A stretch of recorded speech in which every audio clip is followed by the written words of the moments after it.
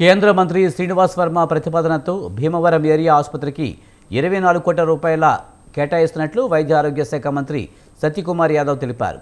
ఆసుపత్రికి critical care black నిమిత్తం నిధులను మంజూరు చేస్తున్నట్లు తెలిపారు. 17 కోట్ల నిధులతో మౌలిక సదుపాయాలను, మరో 7 కోట్ల నిధులతో అత్యాధునిక వైద్య పరికరాలను ఏర్పాటు చేయడం జరుగుతుందని అన్నారు. కేంద్ర మంత్రి భూపతిరాజు శ్రీనివాస్ వర్మకు ఉత్తరం ఇచ్చాడు, భీమవరం ఆసుపత్రికి ఏం చేస్తున్నారు అని. తర్వాత ముప్పిడి నాయకర్ గారు ఒక ఉత్తరం ఇచ్చారు. సరే, ఇంత పెద్ద పెద్ద నాయకులు ఇచ్చారు, ఏం చేయాలని ఆలోచిస్తున్నాం. తర్వాత చూస్తే ఒక చిన్న ఇవాళ ఇక్కడి నుంచి ప్రకటన చేసి వెళ్తున్న భీమవరం ఏరియా హాస్పిటల్ కి ఒక క్రిటికల్ కేర్ బ్లాక్ ని మంజూరు చేస్తున్నాం.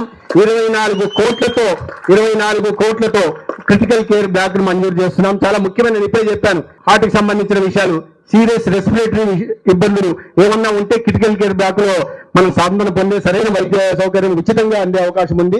దానికి మౌలిక సదుపాయాల కోసం 17 కోట్లు, దాంట్లో డయాగ్నోస్టిక్ ఎక్విప్మెంట్ కోసం ఒక 7 కోట్లు, మొత్తం కలిపి 24 కోట్లతో భీమవరానికి ఒక క్రిటికల్ కేర్ బ్లాక్ ని మంజూరు ఇవాళ చేశాం. త్వరలోనే అక్కడికి త్రిపులారి గారి సమక్షంలో, భూపతిరాజు శ్రీనివాస్ వర్మ గారి సమక్షంలో, స్థానిక ఎమ్మెల్యే నాయకర్ గారి సమక్షంలో భూమి పూజ కూడా చేస్తాం.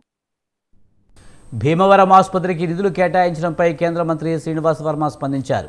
తన నరసాపురం పార్లమెంటు పరిధిలోని 7 నియోజకవర్గాల ప్రజల అవసరాలను దృష్టిలో పెట్టుకుని మంత్రికి వినతి పత్రం ద్వారా క్రిటికల్ కేర్ మంజూరుని కోరడం జరిగిందని చెప్పారు.